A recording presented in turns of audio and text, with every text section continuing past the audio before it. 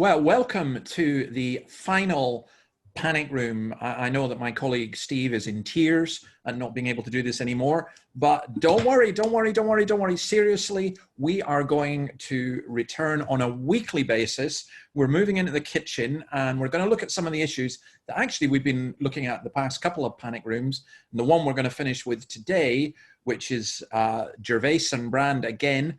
And Brand actually asks, and we'll show you this in a wee while, about how is this coronavirus thing, is it going to change the world? Can we reconnect with the world? And I'm going to answer, our answer is yes, but not in the way that he thinks. Anyway, Steve, are you in mourning? How's Wilson? Tell us. Wilson has been my faithful companion all this time in the panic room. No one else has cared about me except Wilson. And it feels a bit like the original Wilson in the original Castaway movie, floating away from Tom Hanks, the volleyball. Wilson, and then he's out of shot and he's gone. But I am in mourning because the lockdown's over and I'm an introvert and I don't want to see 10 more people. But I'm in mourning too because I think this has been a good opportunity to raise some big questions, and I'm interested in this one that Russell Brand and Ricky Gervais deal with. Will we be more connected? Will there be an opportunity for change when this is over?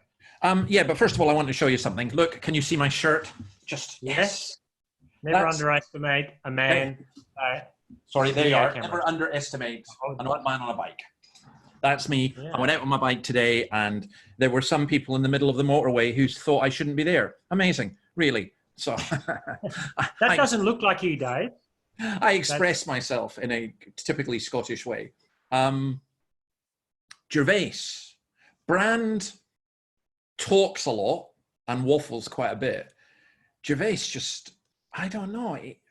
I like the guy, but he makes me mad as well. And so, for example, this is my rant, and it's a rant against anyone here who's watching this and you're an atheist. And if you think this, then I'm sorry. My wife said you can't say that they're dumb, but yes, they are. Not all atheists, by the way, but ones who think like this. This is what Gervais says at one point. He says, I don't believe in absolute morality, and then spends the whole time talking about right and wrong. And he talks about good people and bad people. And I'm going, yeah. And the Golden Globes thing that he said. Yeah. Yeah. When he said Golden Globes, he certainly believed in good people and bad people because he was sort of showing them up in that sense. Yeah, and he believes in right and wrong.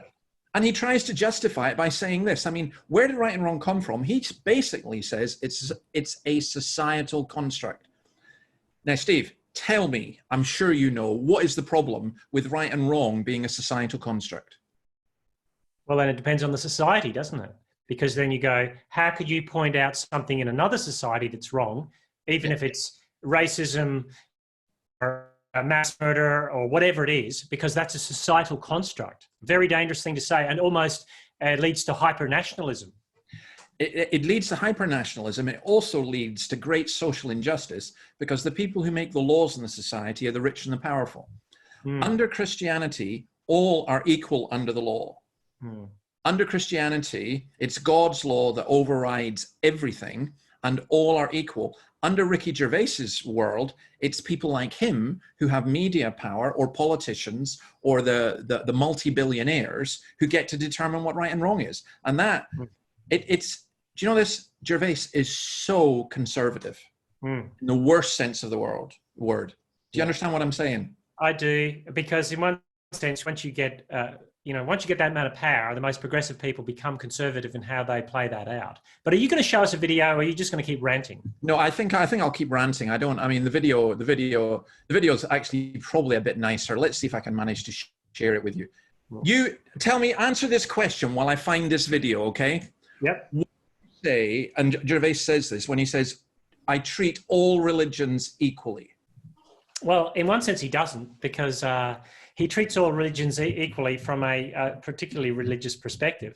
But the problem with that is he doesn't explore all religions. It's because if you were to treat all religions equally, you'd say that's foolish, because some religions say things that are completely the opposite to other religions and have things that are indeed dangerous in them. And so it's kind of naive. It shows that he hasn't actually explored all religions fully. Yeah. And I think the problem as well with that is Yes, that's someone who doesn't know religions. It doesn't make any sense. You know, it's like saying I treat all political systems equally. Really? Yeah. Fascism? Yeah. With all the others? No, you don't. It sounds nice, but it is rubbish. Right. Let me share this with you. Here we go.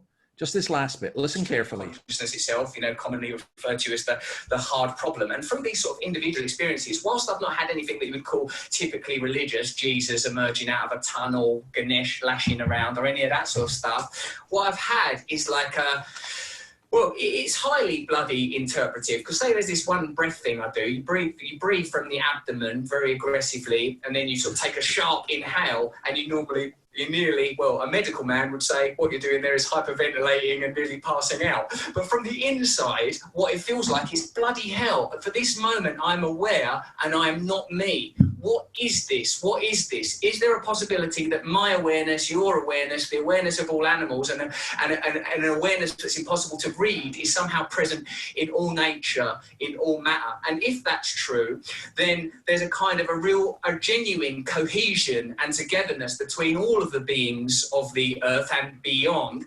And those people that can't actually enjoy the lives that we are privileged to have, of the red wine or the dogs or whatever, I'm not saying that's some sort of comfort to them, but in fact those of us that are in privileged position might feel newly incentivized to work towards a different kind of society and system that is more reflective of those values. Now, that doesn't necessarily require monotheism, pantheism, or any of those things, but it is somewhat underwritten by a kind of a sameness and a oneness, and how that might relate to justice. And also, there is a sort of a personal experience of mystery in it. I wonder what you feel about that, and if you're curious about psychedelics and that kind of onwards. Right, that's enough. We don't want to hear what Ricky says about it. Do you know he talks more than you? He talks more than you. That's amazing. Yeah, that is. Well, he talks less sense than me, but yes, he does talk. Can you re-paraphrase that? Can you say in 2 sentences what you think he's saying? Probably not.